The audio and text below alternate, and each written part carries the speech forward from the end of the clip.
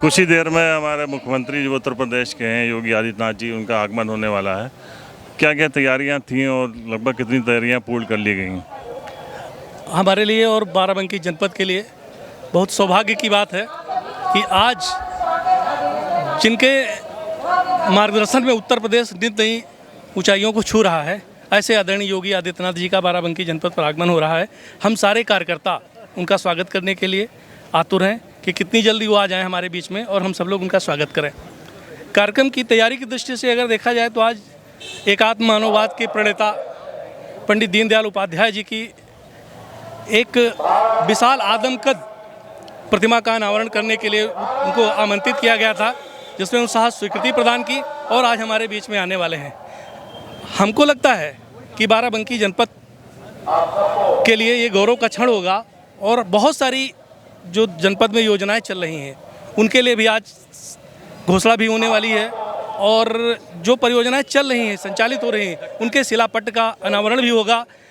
पंडित दीनदयाल उपाध्याय जी के जीवन पर एक प्रदर्शनी का भी आयोजन किया गया है, जिसमें हमारे जनपद के दूर दूर से जो लोग आए हुए हैं सारे लोग उनको देखेंगे, उनसे प्रेरित होंगे और हमारे समाज को नई दिशा और दशा देने में अपनी योगदान करेंगे। अच्छा, आप बहुत वरिष्ठ नेता हैं बाराबंकी के और यहाँ की जड़ से जुड़े हुए हैं। अगर आपसे मान लीजिए मुख्यमंत्री जी की बात होती है तो कौन सी ऐसी समस्याएं जो आप उनके सामने रखना चाहिएगा? सबसे पहले तो शायद हमारे बाराबंकी जनपद के बहुत सारे ऐसे लोग हैं जिनको यही नहीं पता होगा कि हमारे गवर्नमेंट कॉलेज में इंटर में जो शिक्षा का स्तर है, इंटर में केवल साइंस साइड चल रहा है, आर्ट साइड और कॉमर्स साइड नहीं चल रहा है। तो सबसे पहली प्राथमिकता अगर मुझसे पूछेंगे तो निश्चित रूप से मैं यही कहूँगा कि महाराज जी कुछ दे करके जाना है तो जनपद को शिक्षा के क्षेत्र में गवर्नमेंट कॉलेज में कॉमर्स और आर्ट, इन दो विषयों पर आप यहाँ की मान्यता दे दीजिए और यहाँ के शिक्षकों की कमी पूरी कर दीजिए ताकि जनपद के लोग आगे बढ़ सकें और प्रेरित हो सकें। मतलब जीआईसी से जुड़ा पुराना दर्द है आपके अंदर, ये यहाँ के छात्र भी रहे हैं और आज बाराबंकी का नाम रोशन करें। एक और बात हम लोग चाहते हैं कि आपके माध्यम से भी अगर पहुँच सके तो वहाँ तक पहुँचे। एक तो अपना जो डिस्ट्रिक्ट हॉस्पिटल है, एक ज़माने से यहाँ पे कोई कार्डियोलॉजिस्ट नहीं है और दूसरा ये जो इमरजेंसी है एक तरफ से रेफरेंसी हो गई है, मतलब यहाँ लोग पहुँचते हैं, मरीज़ पहुँचते हैं और कोई भी एक्सपर्ट यहाँ पे नहीं मिलता है। तो अगर हो सके तो ये सवाल उठाइए। दूसरा, जब से ये डग्गा मार वाहन बंद करें तो बसों की बहुत ज़्यादा किल्लत हो रही है, इसके बारे में भी हो सके तो बात वहाँ तक पहुँचाए। इन दो विषयों पर जो आपने ध्यान आकर्षित किया है, हम लोगों ने प्रयास किया है कि यहाँ से लिख करके भी गया है, जिला के अध्यक्ष जी के माध्यम से भी गया है और बाकी माननीय जनप्रतिनिधियों ने भी इस विषय को रखा है कि एक कार्डियोलॉजिस्ट की जनपद में आवश्यकता है, जिसकी वजह से बहुत परेशानी होती है निश्चित रूप से। और 100 बेड एक्स्ट्रा बाराबंकी क्योंकि हब है, बहुत दूर दराज से लोग आते हैं और बेडों की संख्या यहाँ कम है, तो 100 बेड की मांग के लिए हम लोगों ने पत्र तैयार किया है। आदरणीय योगी जी को हम लोग भेंट करने वाले हैं। तो ठीक है, बहुत ऐसे अहम सवाल हैं और उम्मीद है आज सारे लोग हैं बाराबंकी से जुड़े हुए हैं और बाराबंकी की जो समस्याएं वो भी ये लोग भली बातें जानते हैं, तो महाराज जी तक ये बातें पहुँचें, यही हमारी कामना है। तो इस वक्त हम लोग आ गए हैं कार्यक्रम स्थल पे। उत्तर प्रदेश के मुख्यमंत्री योगी आदित्यनाथ जी यहाँ पर कुछ देर में आने वाले हैं और जैसा कि आप देख रहे हैं कि पूरा मंच तैयार है। आज जो कार्यक्रम है, विशेष कार्यक्रम ये है कि पंडित दीनदयाल उपाध्याय जी की मूर्ति लगी है यहाँ पे विजय पार्क में, उसका अनावरण करने के लिए आ रहे हैं मुख्यमंत्री योगी आदित्यनाथ जी और उसके बाद आके यहाँ पे उनसे संबंधित एक पूरा जो है यहाँ पे अवलोकन करेंगे मुख्यमंत्री और उसके बाद बाराबंकी के विकास की परियोजनाओं के बारे में वो बात करेंगे। हमारे साथ वरिष्ठ पत्रकार हैं प्रेम अवस्थी जी। प्रेम भाई, यहाँ आने का जो ख़ास मकसद है मुख्यमंत्री का वो तो मूर्ति का अनावरण है, लेकिन पंडित दीनदयाल उपाध्याय जो हमेशा निर्धनों के लिए उन्होंने संघर्ष किया था, उससे जो हमारे यहाँ के जो लोग हैं उनको कैसे विकास की जो परिगाथा आगे लिखी जा सकती है? देखिए, पंडित दीनदयाल उपाध्याय जी का नाम और उनकी योजनाएं जिनके नाम से मोदी योगी सरकार चला रही है, तो वो अंत्योदय मतलब समाज के अंतिम व्यक्ति तक योजनाओं को पहुंचाने का लक्ष्य है और उसके प्रतीकात्मक ये मूर्ति हमारे यहाँ स्थापित हो रही है, बड़े गौरव की बात भी है। और मुख्यमंत्री जब आ रहे हैं तो कई मायने हैं उसके। जैसे आपको बता दें, केडी सिंह बाबू स्टेडियम में मुख्यमंत्री जी हेलीपैड से उतरेंगे, ठीक है। केडी सिंह बाबू हॉकी के खिलाड़ी थे और यहाँ मांग हो रही है कि हॉकी का अलग स्टेडियम बनाया जाए। हमारा मानना है कि इस समय वही बात उनको आएगी कि ये स्टेडियम बहुत छोटा है हॉकी के लिए अलग स्टेडियम बनना चाहिए, जिसके लिए ज़मीन भी देखिए, हो सकता है वहीं से ये बात आगे बढ़े। दूसरी बात, केडी सिंह बाबू के आवास को नीलाम करने से, केडी सिंह बाबू जी के आवास को नीलाम करने के बचाया गया है। कल उसकी रजिस्ट्री भी हो गई है। करीब 5 करोड़ रुपए उसके स्मारक और संग्रहालय बनाने के लिए भी मंजूर हो गए। ये बड़ी बात है। हो सकता है मुख्यमंत्री जी इस पर भी प्रकाश डालें। विधानसभा में उन्होंने बोला भी था। लोधेश और महादेवा में कॉरिडोर के लिए 48 करोड़ की ज़मीन खरीदी जा चुकी है। करीब 50 करोड़ की परियोजना और मंजूर होनी है। तो ये चीज़ें हैं। आवास देखिए, बाढ़ क्षेत्र में इस बार जो गांव कटे हैं, 2-3 गांव बहुत विकराल तरीके पूरे गांव साफ हो गए हैं। उनको ज़मीन देने की बात है। प्रभारी मंत्री साहब गए थे, उन्होंने कहा था हम पट्टे का भी, चूँकि उनके पास रोजगार का कोई साधन था नहीं, ज़मीन चली गई, घर चला गया, तो खेती लायक पट्टे भी देने हो सकता है मुख्यमंत्री जी कोई नई चीज़ें घोषणा करें। अभी बात करें कुछ समस्याओं की, तो ये देखिए जिला अस्पताल हमारे सामने है।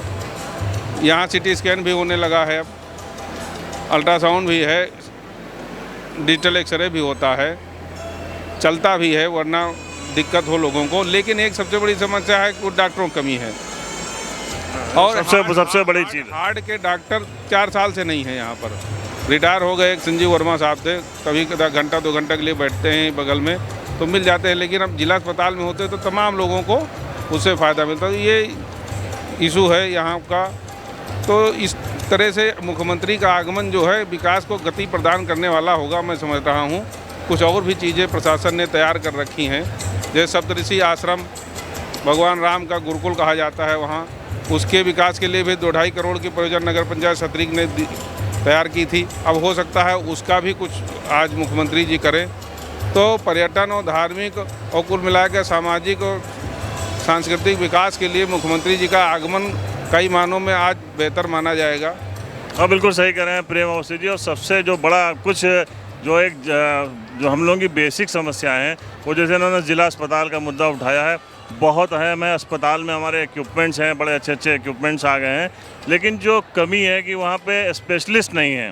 जैसे कोई भी कार्डियोलॉजिस्ट नहीं है, न्यूरोलॉजिस्ट नहीं है। तो ट्रॉमा सेंटर तो तैयार है, लेकिन वहाँ पे डॉक्टर्स के ना होने की वजह से जो मरीज़ आते हैं उनको रेफ़र कर दिया जाता है लखनऊ। तो अगर ये बातें मुख्यमंत्री तक पहुँचे। मशीनें भी आ गई हैं यहाँ पर।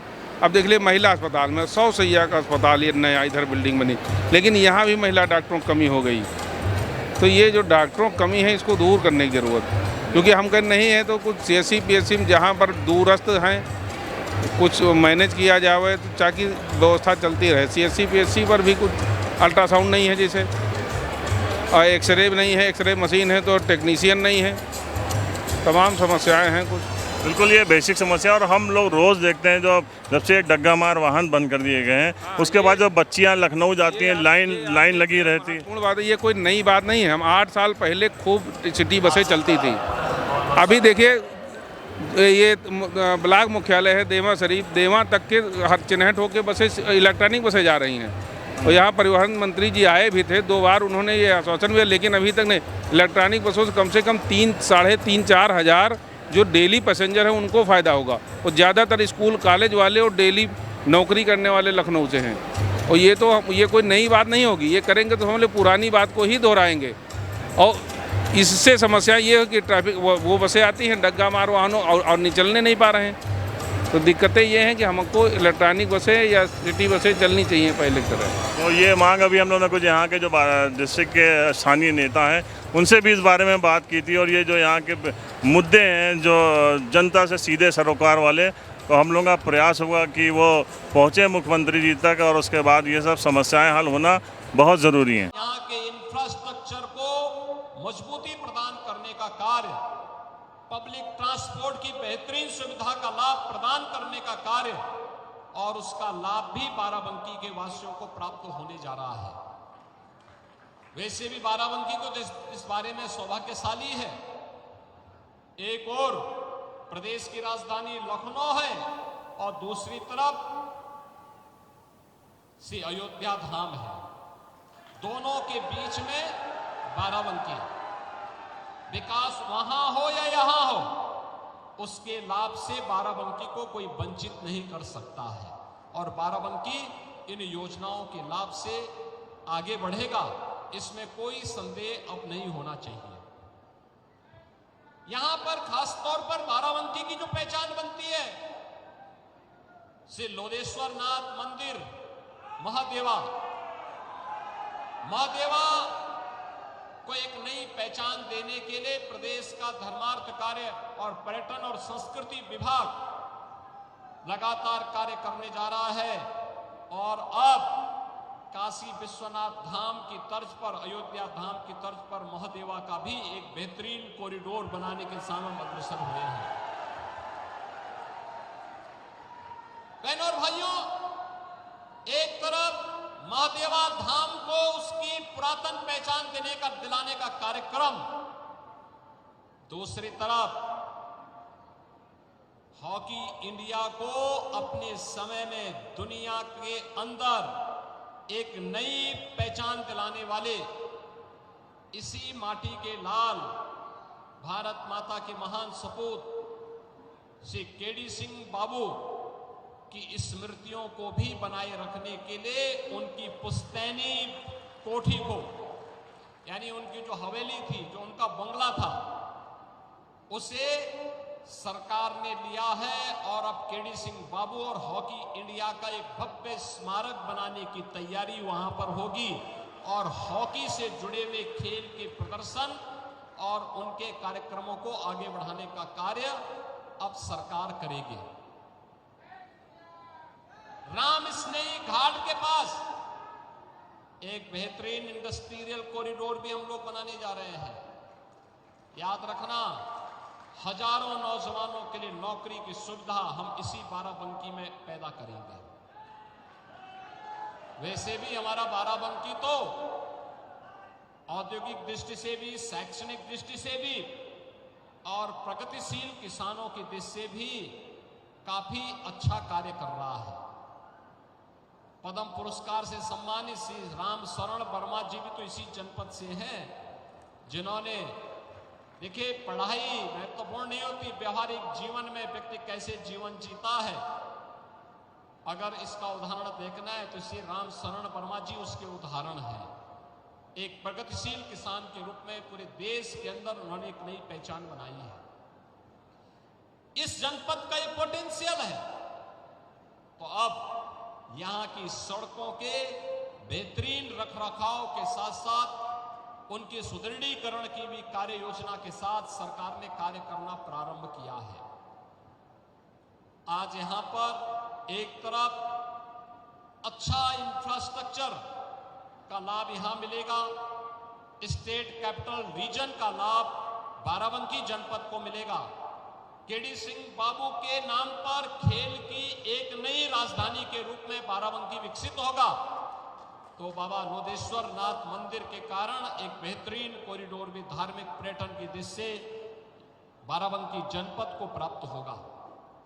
दूसरी तरफ लोक कल्याणकारी योजनाओं का लाभ हर वंचित परिवार को आवास की सुविधा मिलेगी, शौचालय की सुविधा मिलेगी, राशन कार्ड की सुविधा का लाभ मिलेगा, पेंशन की सुविधा का लाभ मिलेगा।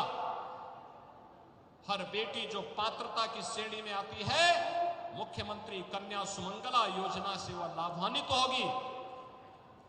हर नौजवान के सपनों के उड़ान को पंख लगाने का काम, उसे तकनीकी दृष्टि से सक्षम बनाने के लिए सरकार उन्हें स्वामी विवेकानंद सशक्तिकरण योजना के माध्यम से जोड़ने का कार्य करेगी। तो आने वाले समय में 10 लाख युवाओं को हम प्रदेश भर में मुख्यमंत्री युवा उद्यमी योजना के साथ जोड़ने जा रहे हैं, जिस योजना के अंतर्गत जो भी युवा अपना उद्यम लगाएगा 5 लाख रुपए तक का उसके लोन पर ब्याज की राशि का भुगतान सरकार करेगी। अपना मूल धन ही उद्यमी को बैंक को वापस करना पड़ेगा। बहनों और भाइयों, 10 लाख ये युवा लाखों युवाओं के लिए नए रोजगार का सृजन और नौकरी के सृजन करने में सफल होंगे। ये डबल इंजन की सरकार की डबल स्पीड आज विकास और सुरक्षा के एक नए मॉडल के रूप में उत्तर प्रदेश को आगे बढ़ा रही है। विकास और विरासत की यात्रा आज हम पंडित दीनदयाल उपाध्याय जी की मूर्ति अनावरण कार्यक्रम के साथ देख रहे हैं और मुझे पूरा विश्वास है कि बाराबंकी जनपद इन सब योजनाओं का लाभ लेगा। यहाँ के माननीय जनप्रतिनिधि और प्रशासन की जो टीम है ये मजबूती के साथ बाराबंकी को उसकी पहचान दिलाने में सफल होगा। इस विश्वास के साथ मैं अंत्योदय के प्रणेता, महान चिंतक, विचारक पंडित दीनदयाल उपाध्याय जी की जयंती की पूर्व संध्या पर उनके श्री चरणों में एक बार पुनः नमन करते हुए, विनम्र श्रद्धांजलि अर्पित करते हुए आयोजकों को इस आयोजन के लिए हृदय से धन्यवाद ज्ञापित करते हुए हमें विश्वास है कि पंडित दीनदयाल उपाध्याय जी के सपनों का भारत बनाने, सपनों का उत्तर प्रदेश बनाने और उनके द्वारा बताए गए रास्ते का अनुसरण करते हुए हम समाज में बिना भेदभाव के योजनाओं का लाभ समाज के हर एक तबके तक देने में सफल होंगे। इस विश्वास के साथ मैं आप सबके प्रति अपनी शुभकामनाएं देता हूं। धन्यवाद। जय हिंद। मुख्यमंत्री जी आए थे बाराबंकी को, बहुत सारी सौगात दे गए, क्या खास लगा आज इस कार्यक्रम? माननीय मुख्यमंत्री जी आज बाराबंकी में आए, हम लोग उनको सुनने आए। उन्होंने सबसे बड़ी सौगात दी, पंडित दीनदयाल उपाध्याय जी की मूर्ति का अनावरण किया और जो बाराबंकी के सपूत थे ऐसे केडी सिंह बाबू जो हॉकी के जादूगर कहे जाते थे, उनकी कोठी जो नीलाम हो जाने वाली थी उसको सरकारी प्रयासों से, माननीय मुख्यमंत्री जी के आशीर्वाद से एक संरक्षक स्मारक के रूप में हम लोगों के सामने हमेशा रहेगी। इसके लिए माननीय मुख्यमंत्री जी का हम बहुत बहुत धन्यवाद करते हैं। उनके व्यक्तित्व से हमें ऊर्जा मिलती है, इसलिए हम उनको सुनने आए थे। बाराबंकी जो ट्रांसपोर्टेशन है, पब्लिक ट्रांसपोर्ट, उसके लिए मुख्यमंत्री जी बोले और कितना आवश्यक था बाराबंकी के लिए? भाई साहब, ये बाराबंकी के विकास के लिए अब चूँकि SCR में भी आ गया बाराबंकी, इसलिए बहुत ही आवश्यक था और ये बहुत सराहनीय कदम प्रदेश सरकार का।